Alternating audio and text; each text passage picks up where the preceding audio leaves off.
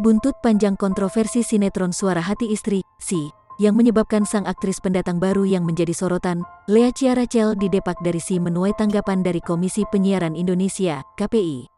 Melalui siaran pers, Nuning Rodiah, selaku Komisaris KPI Pusat Bidang Kelembagaan mengatakan mereka sebagai badan pengawas penyiaran tidak ingin televisi mengabaikan hak anak.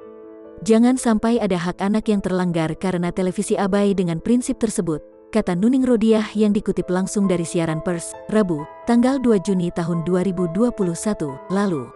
Nuning memastikan bahwa nantinya pihak KPI akan memanggil pihak-pihak yang terlibat, seperti Indosiar dan rumah produksi usai evaluasi menyeluruh terhadap sisi pemeran dan tema cerita yang diangkat dilakukan.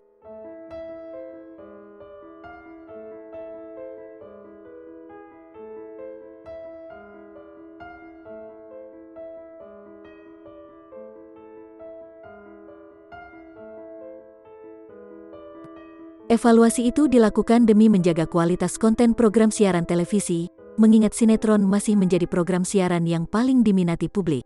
KPI juga berharap kasus tersebut bisa menjadi pelajaran untuk televisi lain dalam membuat program siaran di masa mendatang. Sebab, mereka tak ingin sinetron menjadi alat penyebaran praktik pelanggaran sosial yang merugikan anak-anak.